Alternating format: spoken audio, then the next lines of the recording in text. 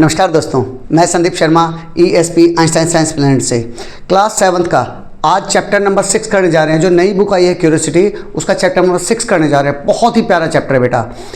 करेंगे इसको एक नए फ्लेवर में। फ्लेवर क्या रहेगा? सिर्फ आधा घंटा और पूरा चैप्टर। आधे घंटे में हम पूरा चैप्टर करेंगे, पूरा डिटेल में करने की कोशिश करेंगे। बहुत ही प्यारा चैप्टर है, one of my favourite chapter में से है ये। क्यों बेटा? रीज़न क्या है? इस चैप्टर में हम एडोलसेंस के बारे में समझेंगे। एडोलसेंस मीन्स युवावस्था, जिसमें से आप गुजर रहे हो। आपको मज़ा आएगा। क्यों? हमारे टाइम में हम ये चैप्टर नहीं पढ़ा था तो हम बड़े परेशान रहते थे कि हाथ अचानक से बड़े क्यों हो गए, मूंछ क्यों आ गए, पिंपल्स क्यों आ रखे हैं। सब कुछ आपको इस चैप्टर में बता रखा है। चैप्टर नंबर 6 है बेटा, adolescence stage of growth and changes. Starting से ही बता रहा है बेटा। जैसे आपने प्लांट के बारे में देखा होगा तो वो एक जर्मिनेशन ऑफ सीड से स्टार्ट होती है। उसकी लाइफ कहाँ से स्टार्ट होती है बेटा? Germination of seed. अगर उसको प्रॉपर नरिशमेंट मिले, the seed becomes a sapling.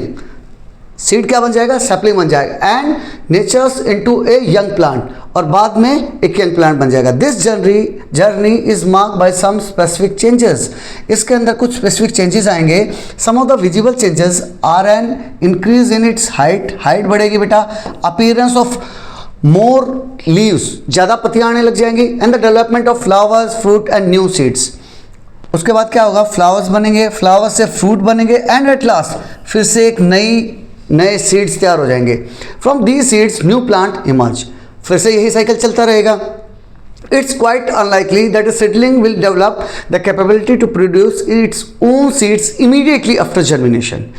Possible नहीं है बेटा कि जर्मिनेशन के तुरंत बाद कि वो नए सीड्स प्रोड्यूस करना शुरू कर दे। नहीं, it has to be mature. It needs to grow and reach maturity. यह ग्रो करना पड़ेगा इसको और मैच्योरिटी में पहुंचेगा to become capable of producing seeds. Seeds बनाने के लिए उसको मैच्योर होना पड़ेगा। सिमिलरली एनिमल्स में भी, एनिमल्स से भी ज़्यादा, और हम आपके और हमारे बारे में बात करते हैं, हम भी तो एनिमल हैं। एनिमल्स के जगह हम ह्यूमन्स बीइंग को रखते हैं। ह्यूमन में भी यही रहता है बेटा। उनको भी ग्रो करना पड़ता है एंड रीच मैच्योरिटी, और उनको मैच्योर बनना पड़ेगा बिफोर दे कैन रिप्रोड्यूस, ताकि वो नेक्स्ट जनरेशन को रिप्रोड्यूस कर पाएँ। Some animals lay eggs that hatch into young ones. कुछ एनिमल ऐसे होते हैं जो अंडे देते हैं, जैसे कि बेटा मुर्गी। While other like human, कुछ एनिमल ऐसे होंगे जैसे कि हम directly give birth to young ones, और बाद में यही यंग वंस धीरे धीरे बड़े होकर साइज में बड़े हो जाते हैं। जैसे इस एज से आप लोग गुजर रहे हो, this is known as adolescence. उसके बाद फिर वो मैच्योर हो जाते हैं। The journey of life in a human being. एक आदमी की लाइफ को 5 पार्ट्स में डिवाइड किया गया है बेटा। इन्फेंसी 0 से लेकर 2 साल तक, चाइल्डहुड 2 साल से लेकर 10-11 साल तक, एडोलसेंस जिसे युवावस्था जो आज हम पढ़ने जा रहे हैं, ये 10-11 से स्टार्ट होगी बेटा, 10-12 से स्टार्ट होके 18-19 तक जाती है। And after that adulthood. Adulthood means आप प्योर मैच्योर हो गए। And at last old age, जो बुढ़ापा है। इसके बारे में बता रहे हैं until around 10 to 12 years of age, जो आप लोग जिस एज में से गुजर रहे हो 10-12 साल की उम्र से लेके पहले, most changes are related to height. अभी तक जो आपके अंदर चेंजेस आए थे वो किस बारे में थे? हाइट को लेके थे, वेट को लेके थे। आप लोग देखते थे 5th क्लास में मेरा ये वेट था, 4th क्लास में मेरा ये वेट था, बढ़ गया है, हाइट मेरी बढ़ गई है। After this other noticeable changes begin to occur. इसके बाद 10-12 के बाद जैसे ही आप एडोलसेंस पीरियड में घुस गए, आपके अंदर कुछ चेंजेस आने लगेंगे, marking the onset of adolescence. Onset means बेटा स्टार्टिंग। इसका मतलब आपके अंदर युवावस्था स्टार्ट हो गई है। This is a period of rapid growth and development. इस पीरियड में बेटा आपके अंदर रैपिड ग्रोथ दिखाई देगी। आपके हाथ, पैर, आपकी हाइट, वेट, मूंछ, दाढ़ी, ब्रेस्ट, हिप एरिया, ये सब तेजी से बढ़ने लग जाएगा। Typically occurring between the ages of 10 to 19। ये बेटा एडोलसेंस का अगर क्वेश्चन आ जाए, एडोलसेंस का एज ब्रैकेट कितना है, तो आप बताओगे 10-11 से स्टार्ट करके 18-19 तक। वही सब बता रहा है। उसके बारे में बता रहा है growing with age the teenage years. Adolescence के बारे में समझा रहा है। टीनेज, पहले तो ये बताओ बेटा, एडोलसेंस को ही कई बार प्यूबर्टी बोला जाता है, लेकिन प्यूबर्टी एग्जैक्टली वही नहीं है, हम डिस्कशन करेंगे। कई बार उसको टीनेज भी बोला जाता है। टीनेज इसलिए बोलते हैं बेटा, बच्चों को लगता है टीनेज इसलिए बोलते हैं क्योंकि 13 इसके अंदर आता है। नहीं, 13, 14, 15, 16, 17, 18, 19, जितने भी टीन वाले हैं, जितने भी, एक ऐसी है जिसमें सारा टीन को कवर कर रखा है, इसीलिए इसको टीनेज बोला जाता है। अभी यहाँ एक बच्चा वेंकटेश है जो अपनी कज़न देवयानी से मिल रहा है, तो उनके बीच में बहुत से चेंजेस आ गए। इधर देखो बेटा, ये वेंकटेश को बोलती है कि आपको पतली पतली मूछें आनी स्टार्ट हो गई हैं, योर वॉइस हैज चेंज, आपकी वॉइस चेंज हो गई है। ये देवयानी को बोलता है कि आपकी हाइट बढ़ गई है। दीज आर प्रोमिनेंट चेंजेस जो नॉर्मली होते हैं। अब इसने एक एक्टिविटी बताई बेटा, इस एक्टिविटी में क्या करो, अपनी क्लास के सभी बच्चे मिल के अपने अपनी एक लिस्ट बनाओ। लिस्ट में नोट डाउन करो कि मेरे अंदर अभी क्या क्या चेंजेस आए हैं, रिसेंटली मेरे अंदर क्या क्या चेंजेस आए हैं। और आप उनको जब क्लब टुगेदर करोगे तो आप देखोगे कि आपकी हाइट में, लगभग सभी बच्चों के हाइट में प्रोमिनेंट चेंज आया होगा। वेट में वेट बढ़ गया है, स्ट्रेंथ बढ़ गई है, because this is the age जहाँ आपके अंदर ये चेंजेस बहुत तेज़ी से आएंगे। या फिर अपीयरेंस में भी चेंज आएगा, बॉयज़ में मूछ दाढ़ी वगैरह आ जाएंगी, गर्ल्स में हिप एरिया बढ़ जाएगा, प्लस ब्रेस्ट वगैरह इलार्जमेंट हो जाता है। अभी यहाँ बेटा अडोलसेंस को डिफाइन कर रहा है। This stage starts around 10 years of age and can continue up to the age of 19, 10 से लेके 19 तक। It is usually a stage of development between childhood and adulthood. ये कौन सी एज है? जिससे पहले आप क्या थे? एक बच्चे थे, जिसके बाद आप क्या बन जाओगे? एडल्ट बन जाओगे। एंड इज कॉल्ड अडोलसेंस, इसी को अडोलसेंस कहा गया है। इसमें अंदर चेंजेस क्या आ रहे हैं बेटा? आपकी हाइट में अच्छा खासा इंक्रीज होगा। बच्चे देखोगे हमेशा पेरेंट्स के साथ, मम्मी देखो मैं आपसे लंबी हो गई हूँ, या पापा देखो मैं आपसे लंबा हो गया हूँ, ये फीलिंग्स बच्चे में रहती है। उसके अलावा उसके बॉडी स्ट्रक्चर में काफ़ी चेंजेस आ रहे हैं, वेट गेन कर रहा है, स्ट्रेंथ बढ़ रही है, आपके मसल्स वगैरह बहुत तेज़ी से डेवलप हो जाएंगे। ये सब चेंजेस बताएंगे। उसके अलावा चेंज इन वॉइस, स्पेशली लड़कों में ज़्यादा प्रोमिनेंट होता है।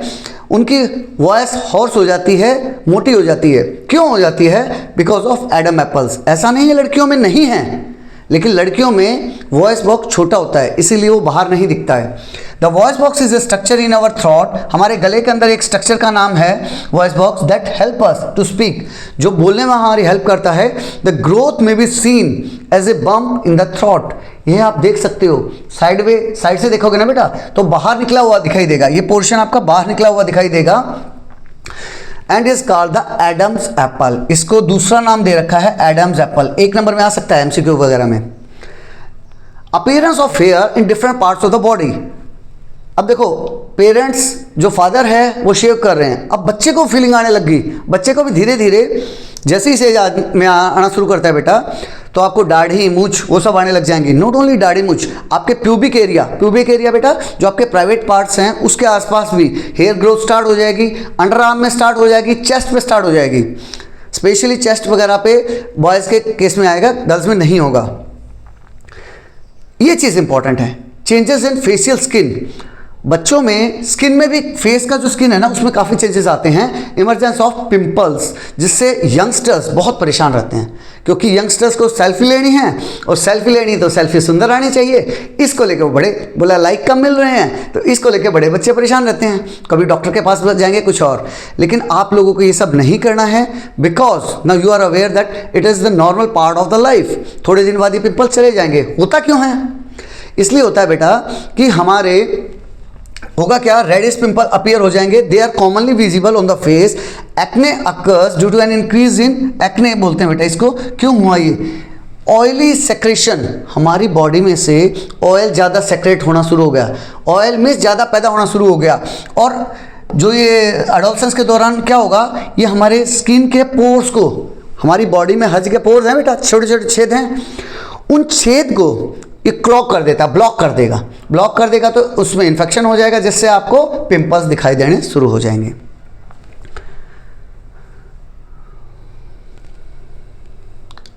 नेक्स्ट बता रहा है, these characteristics change help distinguish male from the female. For these reason they are called secondary sexual characteristics.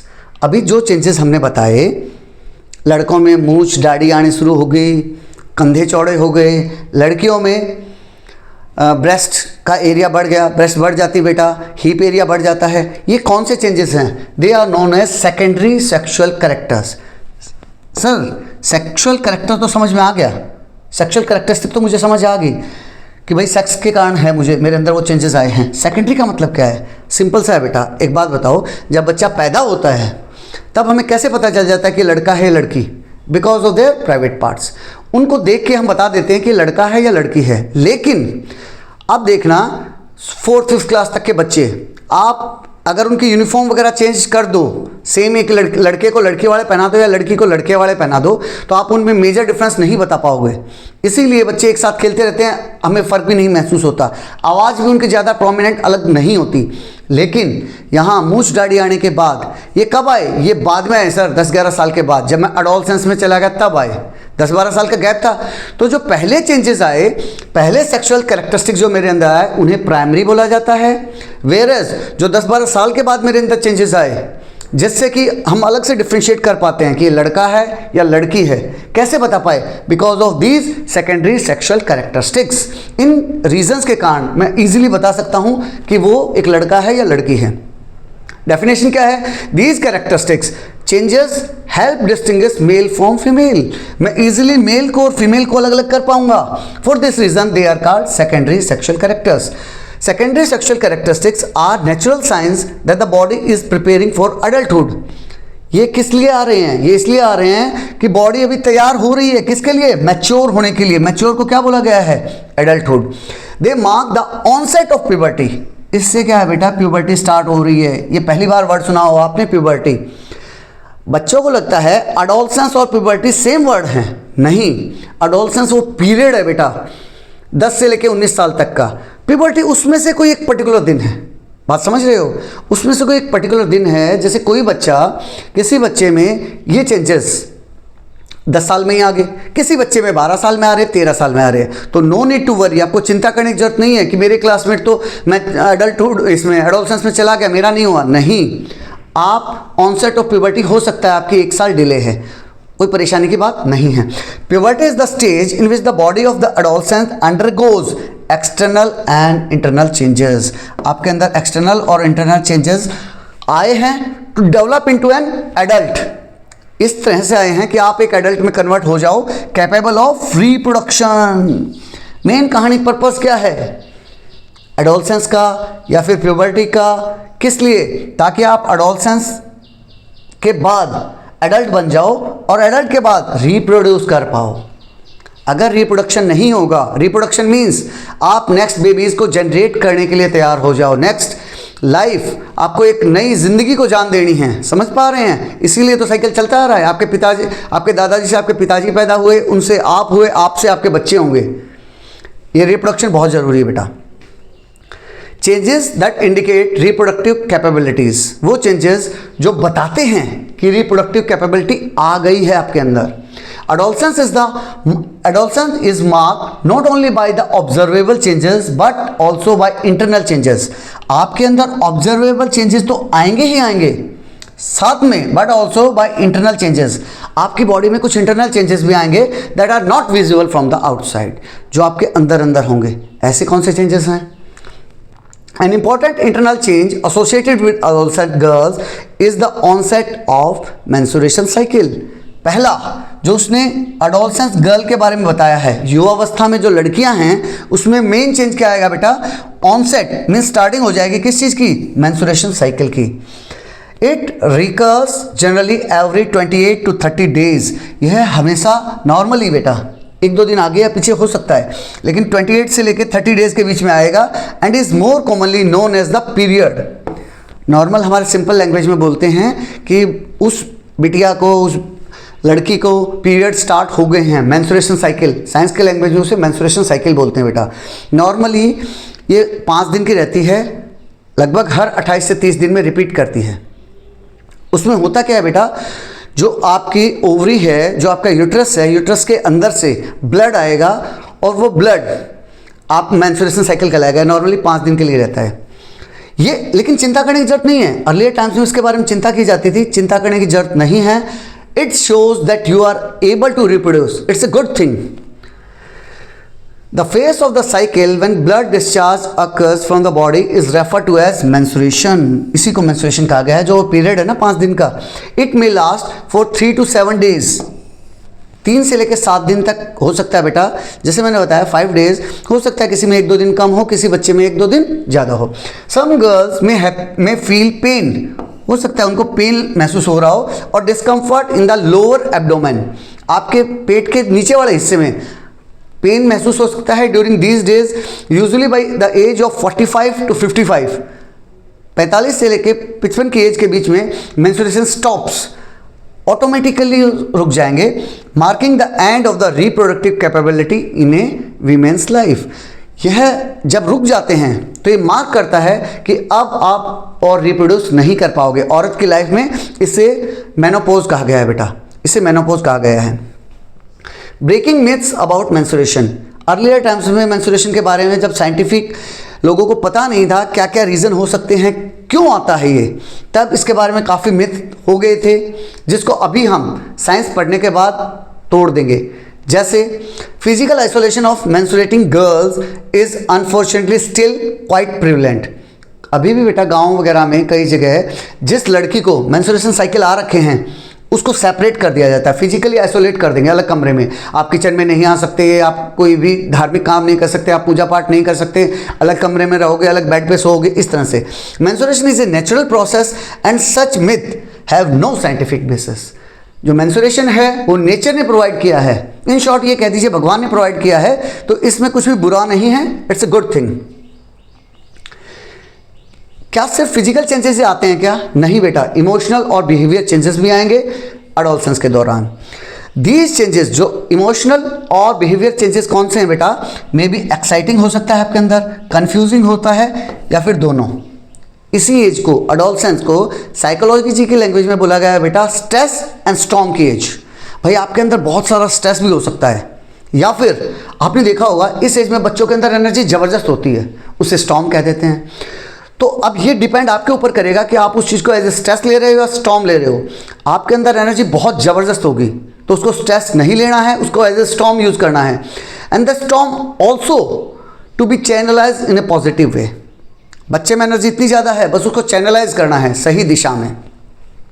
यहाँ टेबल 6.2 में बता रहा है बेटा emotional changes, their probable effects and ways for positive growth and development. आपके अंदर यही emotional changes आ सकते हैं, जैसे मूड स्विंग आ गया तो आप उसका इफेक्ट आपके बिहेवियर पर क्या पड़ेगा बेटा? Engage in varied activity like music, dance और स्पोर्ट्स। आप इसको पॉजिटिव तरीके से कैसे यूज कर सकते हो? सेल्फ एक्सप्लोरेशन, अपना खुद का एक्सप्लोर करोगे, पता करोगे अपने बारे में। And involvement in activities that may lead to creativity and innovation. और आप अपने आप को इस हिसाब से इंगेज करोगे कि आपकी क्रिएटिविटी निकल के आए और इनोवेशन निकल के आए। स्ट्रॉन्ग इमोशंस आएंगे आपके अंदर, होगा क्या? आप बहुत ज़्यादा सेंसिटिव हो जाओगे। करना कैसे है? कंपैशन। कंपैशन मीन्स लड़ाई झगड़ा नहीं करना, शांति रहनी। Involvement in social work, social work में अपने आप को बिजी रखोगे।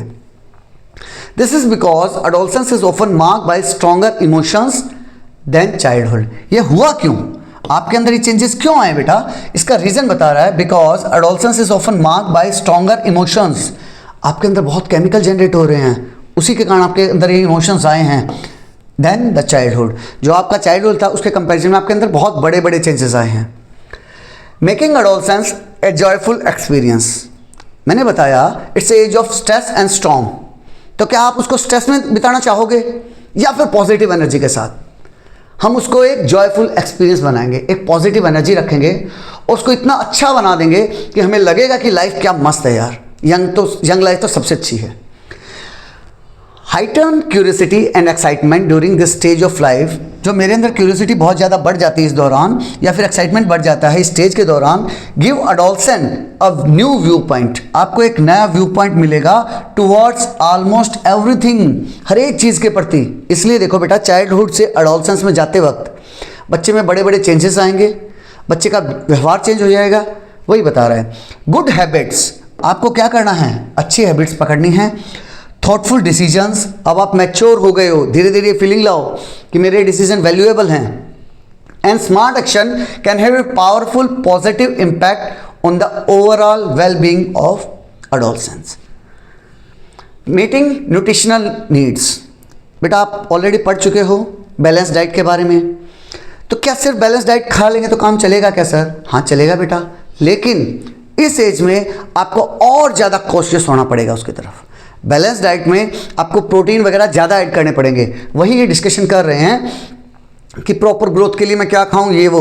अब जैसे यहाँ बता रहा है बेटा, इस लिस्ट के थ्रू जो फूड रिसोर्सेस हैं, ये food sources milk, millets, curd, cheese, paneer, इन सब में होता क्या है? कैल्शियम, प्रोटीन, फैट्स, कार्बोहाइड्रेट, ये सब आपको यहाँ ऐड करने हैं।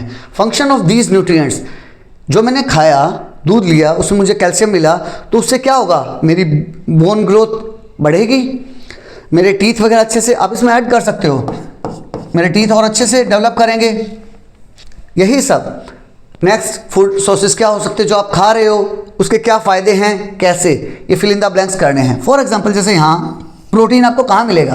प्रोटीन सर मेरे को दालों में मिलेगा, लेंटिल्स, आप यहाँ लेंटिल्स लिख सकते हैं, ठीक है बेटा, इस टाइप से। आयरन, हरी पत्तेदार सब्जियों में आयरन मिलेगा, होगा क्या? मुझे ब्लड में हेल्प करेगा। साइंस एंड सोसाइटी, यहाँ बता रहा है बेटा, specially girls sometimes suffer from blood related health problem. क्यों आ जाती है बेटा? लड़कियों में ही क्यों आ जाती है? क्योंकि बेटा जो मेंस्ट्रुएशन साइकिल की बात की हमने, उसमें क्या होता है, हर महीने 5 दिन लड़के के बॉडी पार्ट से ब्लड निकलता रहेगा। अब जब ब्लड निकल रहा है तो आप ये बताओ, तो उसको खून की कमी हो सकती है, वही बता रहा है, खून की कमी हो सकती है, जिसे अनीमिया बोलते हैं। होगा कैसे ये? आयरन या फिर विटामिन B12 की डेफिशिएंसी हो जाएगी, जो मुझे एज ए मेडिसिन लेनी पड़ सकती है। अभी एक साइंटिस्ट के बारे में बता रहे हैं, डोरोथी हॉजकिन। इन्होंने क्या किया बेटा? इन्होंने विटामिन B12 को बड़ा डिटेल में पढ़ा और हमें ये समझाने की कोशिश की कि it can not be made in the human body, human body इसको नहीं बना सकती है, it has to obtain from the food, हमें फूड से ही खाना पड़ेगा। तो आपको फूड जो कि B12 के रिच हैं वो यूज़ करने पड़ेंगे। उसके बाद आता है बेटा पर्सनल हाइजीन। यहाँ सैनिटरी पैड दिखा रखा है बेटा। सैनिटरी पैड्स नॉर्मली लड़कियाँ यूज़ करती हैं, किस पर्पज़ के लिए करेंगी? जहाँ जैसे उसके प्राइवेट पार्ट में से जहाँ से ब्लड आ रहा है, तो 5 दिन तक उसको ब्लड फ्लो आता रहेगा बेटा, बार बार टाइम में। तो सैनिटरी पैड यूज़ करके वो उस ब्लड फ्लो को अब्जॉर्ब करने के लिए यूज़ किया जाता है ये।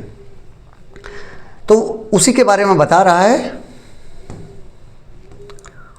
साइंस एंड सोसाइटी में बताएगा बेटा, जैसे गवर्नमेंट को पता है बेटा, क्योंकि specially in rural areas, villages वगैरह में, या फिर जहाँ गरीबी है, सैनिटरी नैपकिन्स खरीद नहीं सकते। आपने अक्षय कुमार की वो ऐड देखी होगी, और 10 रुपये में फूफू सिगरेट वाली ऐड, तो आप 10 रुपये में वही सैनिटरी नैपकिन ला सकते हैं। कैसे लाएंगे? कुछ स्कीम्स हैं बेटा, गवर्नमेंट ने उसके लिए कुछ स्कीम्स चलाई। वो स्कीम कौन कौन सी हैं वही समझते हैं। मेंस्ट्रुएशन हाइजीन स्कीम, इस स्कीम के अंडर में क्या हुआ बेटा? गवर्नमेंट ऑफ इंडिया की स्कीम है ये, गवर्नमेंट ऑफ इंडिया ने स्कीम चलाई। Sanitary pads are provided free of charge, या तो फ्री ऑफ चार्ज प्रोवाइड करेंगे या फिर एक रिड्यूस प्राइस पे अडोलसेंट गर्ल को रूरल एरिया में, ताकि वो लोग उन लोगों को इजीली अवेलेबल हो पाए। नेक्स्ट इज राष्ट्रीय किशोर स्वास्थ्य कार्यक्रम। राष्ट्रीय किशोर हिंदी वर्ड्स हैं बेटा, पूरे राष्ट्र के किशोर युवावस्था के लिए स्वास्थ्य कार्यक्रम चलाया गया है। उसके बाद सुविधा सैनिटरी नैपकिन इनिशिएटिव, इस इनिशिएटिव के अंडर बेटा बायोडिग्रेडेबल ऐसे नैपकिन्स प्रोवाइड किए जा रहे हैं बेटा, सैनिटरी नैपकिन्स प्रोवाइड किए जा रहे हैं जो बायोलॉजिकल तरीके से डिग्रेड हो जाएंगे, are provided at affordable prices. उसके अलावा भी बहुत सारी स्कीम्स हैं बेटा जो स्टेट लेवल पे चलाई जाती हैं। ये तीनों स्कीम नेशनल लेवल पे इंडियन गवर्नमेंट चलाती है, उसके बाद स्टेट लेवल के कुछ स्कीम के बारे में बता रहा है। जैसे स्कूची स्कीम कर्नाटका में चलाई जाती है, तमिलनाडु में भी इसी टाइप की स्कीम है, उनके बारे में बताया गया है। अब उसके बारे में बता रहा है physical activities. Regular exercise and physical activity are also very important during adolescence. Do you exercise regularly और participate in games and sports? I will advise you whenever you get, कोई भी आपको मौका मिले, कहीं भी मौका मिले, स्कूल में, घर में, ट्यूशन में, इन केस बेटा आजकल बच्चे बहुत बिजी हैं, फिर भी मैं आपको एडवाइस करूंगा 1 घंटा अपने शरीर के लिए ज़रूर निकालो। नहीं निकालोगे तो आने वाले टाइम में दिक्कत हो जाएगी। वही बता रहा है बेटा, आप योगासन कर सकते हैं, योगासन कर लीजिए, फिजिकल एक्सरसाइज कर सकते हैं तो बहुत अच्छी बात है। अदरवाइज गेम तो बहुत अच्छा है, तो कभी भी गेम पीरियड वगैरह मिस नहीं करना है।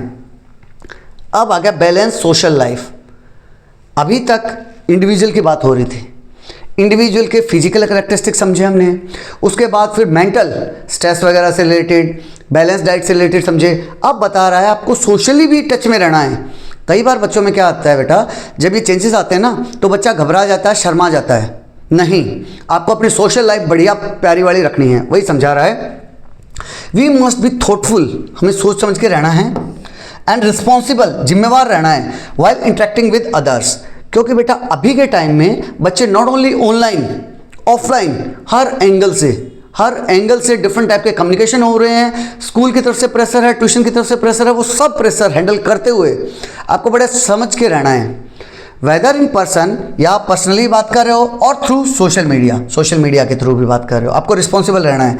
This is the time adolescent में feel attracted to their peers. एक बहुत बड़ी दिक्कत, क्यों मूवीज में दिखा रखा है sir hero heroine love affair, नहीं, वही बता रहा है बेटा इस टाइम में अट्रैक्शन आता है, दिस इज नेचुरल, लेकिन उसको बड़े अच्छे से हमें डील करना है। वो मूवी है, उसका बाप करोड़पति सिंघानिया है ना, अंबानी है ना, आपके पिताजी वो नहीं है, उन चक्करों में नहीं पड़ना है, अपनी पढ़ाई पे कंसंट्रेट करो। एक टाइम आएगा बेटा, आपकी शादी भी होगी, सब काम होंगे, लेकिन ये सब नहीं। You may feel attracted to their peers and mimic their behaviour, और हम वो बिहेवियर में उनके मिमिक्री करेंगे कि मुझे वो अच्छा लगता है, वो सब नहीं। Today they often interact with each other online, ये सब बता रहा है बेटा, विश्वास रखना है, म्यूचुअल रिस्पेक्ट, एक दूसरे की इज्जत करनी है, रिस्पेक्टफुल कम्युनिकेट करना है एंड माइंडफुल रहना है। कोलैबोरेटिव लर्निंग दिखा रखी बेटा, सब लोग बच्चे मिलजुल के पढ़ाई कर रहे हैं, तो उनको एक अच्छे बिहेवियर के साथ रहना है, आपको जिम्मेवार स्टूडेंट बनना है। नेक्स्ट, अभी उसके बारे में बेटा साइबर बुलिंग के बारे में बता रहा है। जो आजकल टेक्नोलॉजी आ गई है, ऑनलाइन प्लेटफॉर्म्स आ गए हैं बहुत सारे, फ़ोन, लैपटॉप, कंप्यूटर, इन सब तक हर बच्चे की पहुंच है, और बहुत बार ऐसा होता है पेरेंट्स उतने अच्छे से लुक आफ्टर नहीं कर पाते।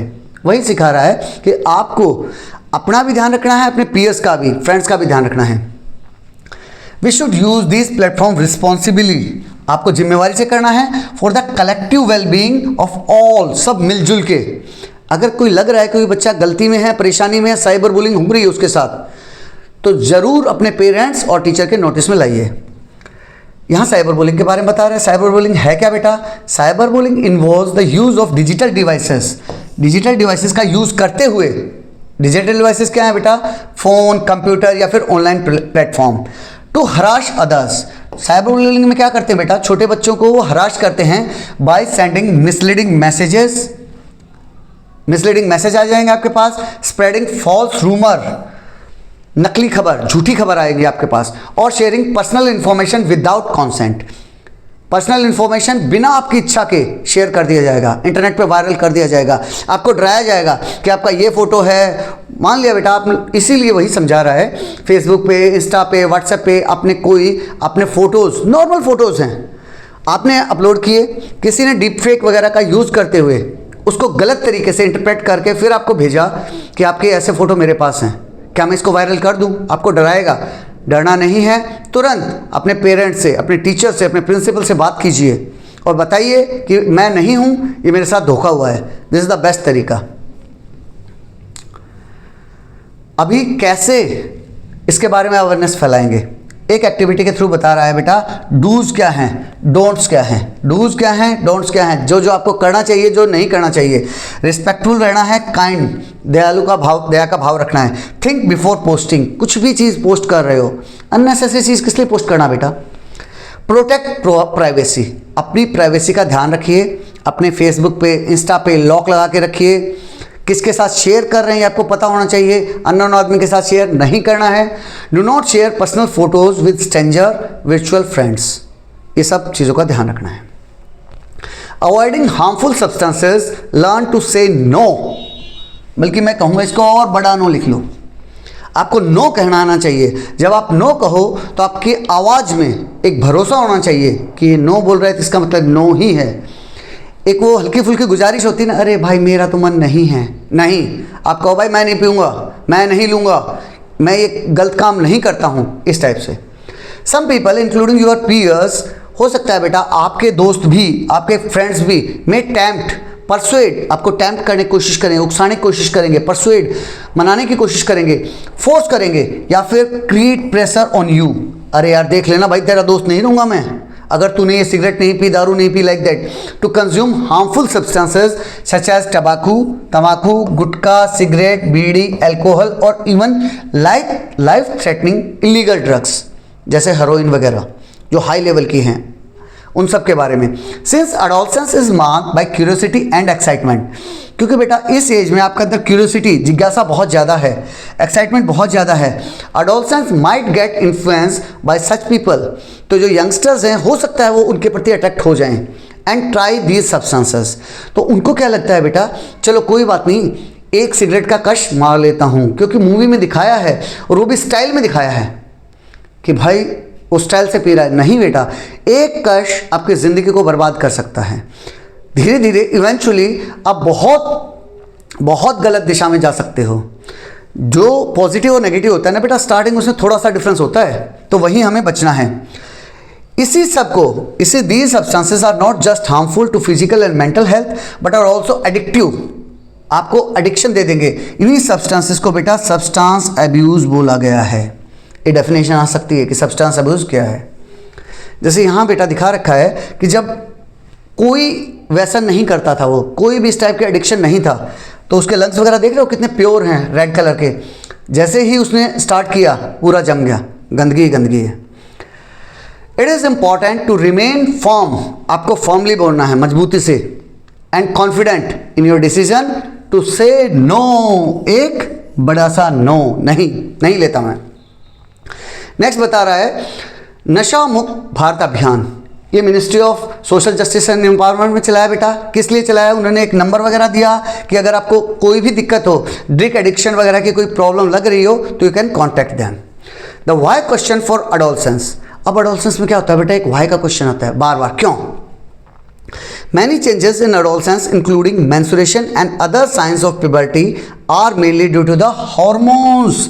आपके अंदर हार्मोन्स चेंजेस आए हैं। हार्मोन क्या है? ये बेटा सर्टन केमिकल्स हैं प्रोड्यूस इन योर बॉडी। आपकी बॉडी में ग्लैंड्स प्रोड्यूस करते हैं बेटा, जो आपको इन सब के लिए उकसाते हैं। ये बहुत इंपॉर्टेंट रोल अदा करेंगे आपकी लाइफ में। Hormones play a crucial role in regulating various aspect of growth and development.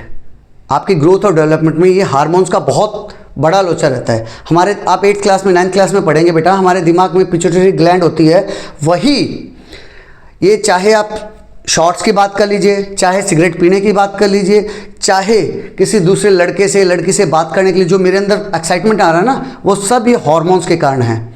तो जब आप ये समझ लेंगे दिस इज़ ए केमिकल लोचा, बस और कुछ नहीं है, मेरी ज़िंदगी बड़ी शांत है, मैं एंजॉय कर रहा हूँ, बस एंजॉय करते रहना चाहिए। इसी के साथ आपका ये चैप्टर यहाँ ख़त्म होता है। मैंने एक आप लोगों के लिए लिस्ट बनाई है, सिंपल सी लिस्ट है बेटा। एडोलसेंस और प्यूबर्टी के अंडर में बेटा क्या क्या चेंजेस आएंगे। जैसे मैं फिजिकल चेंजेस की बात करूँ, फिजिकल चेंजेस किस टाइप के आएंगे, किस टाइप के होंगे? देखिए, आपकी हाइट और वेट बढ़ जाएगी। हाँ सर, बढ़ जाएगी। मैं पूरे चैप्टर को समअप किया है यहाँ। ब्रॉडनिंग ऑफ शोल्डर्स इन बॉयज़ के केस में बेटा कंधे चौड़े हो जाएंगे, और लड़कियों के केस में हिप्स चौड़े हो जाएंगे। हिप वाला एरिया किस लिए चौड़ा होता है बेटा? बिकॉज आने वाले टाइम में जब ये लड़की बड़ी हो जाएगी, मैच्योर हो जाएगी, तब उसको बेबी रखना है अपने पेट में 9 महीने के लिए, इसीलिए हिप चौड़े हो जाते हैं। Development of muscle in boys में मसल डेवलप कर जाएगी। Growth of hair on face, under arm and pubic region जहाँ आपके प्राइवेट पार्ट्स हैं वहाँ अंडर आर्म्स में और फेस पे बाल आ जाते हैं। स्किन बिकम्स ऑयली, जो मैंने बताया था, पिंपल्स और एक्ने की बात। And last one is voice changes, आपके वॉइस में चेंज आ जाएगा। These all are physical changes. उसके बाद नेक्स्ट क्या है बेटा? Secondary sexual characters. मैंने फिर से बता रहा हूँ, सेकेंडरी सेक्सुअल कैरेक्टर्स जो आपको अलग अलग कर देते हैं। जैसे बेटा गर्ल्स में ब्रेस्ट डेवलप हो जाएंगी। Enlargement of testis and penis, boys के अंदर जो रिप्रोडक्टिव ऑर्गन्स हैं, दैट इज पेनिस और टेस्टिस, वो इलार्ज हो जाएंगे। ऑनसेट ऑफ मेंस्ट्रुएशन, गर्ल्स में पीरियड स्टार्ट हो जाते हैं। ये सब कैसे चेंजेस है बेटा? Secondary sexual characters. Third one, emotional and psychological changes जो आपके दिमाग में आते हैं। इंक्रीज सेल्फ अवेयरनेस, आप अपने आप के बारे में ज़्यादा अवेयर हो जाते हो। मूड स्विंग आने शुरू हो जाएंगे। डिज़ायर फॉर इंडिपेंडेंस, पापा मेरे को अलग कमरा चाहिए, समझ रहे हो ये कहाँ से आया? इंडिपेंडेंस चाहिए। एंड आइडेंटिटी मींस मेरे को भी लोग जाने। अब मेरे को कोई ये ना कहे कि रामअवतार शर्मा का लड़का है, अब मुझे मेरे नाम से जाना जाए, संदीप शर्मा के नाम से जाना जाए। समझ रहे हो? क्यूरियोसिटी अबाउट अपोजिट सेक्स, जो मेरा अपोजिट सेक्स है उसके बारे में क्यूरियोसिटी बहुत ज़्यादा हो जाती है इस एज में, कि लड़कियाँ, उनका बॉडी पार्ट्स कैसे हैं, कैसे क्यों इलाज कर रहे हैं, वो सब। And at last social changes, सामाजिक रूप से भी चेंजेस आएंगे। इम्प्रूव डिसीजन मेकिंग, अब आप इम्प्रोवाइज कर गए हो अपने दिमाग को, आपके डिसीजन अच्छे आएंगे। एंड प्रॉब्लम सॉल्विंग स्किल्स, आपके अंदर प्रॉब्लम सॉल्विंग की स्किल भी डेवलप कर गई। More focus on peer groups, आपके पीयर ग्रुप पे आपका ध्यान रहेगा। एंड फ्रेंडशिप, ये गैंग एज बोलते हैं बेटा इसको, गैंग एज, बच्चे गैंग बनाते हैं, दोस्ती बड़ी प्यारी रहेगी इस एज में। सेंस ऑफ रिस्पॉन्सिबिलिटी बहुत इंपॉर्टेंट है बेटा, रिस्पॉन्सिबिलिटी स्टार्ट्स डेवलपिंग, आपके अंदर जिम्मेवारी लेने की भावना स्टार्ट हो जाती है। विद दिस आपका चैप्टर खत्म होता है। मज़ा आया हो, अगर मैंने अच्छे से एक्सप्लेन किया हो तो लाइक शेयर एंड सब्सक्राइब कर दीजिएगा। With this I am signing off. जय हिंद, जय भारत।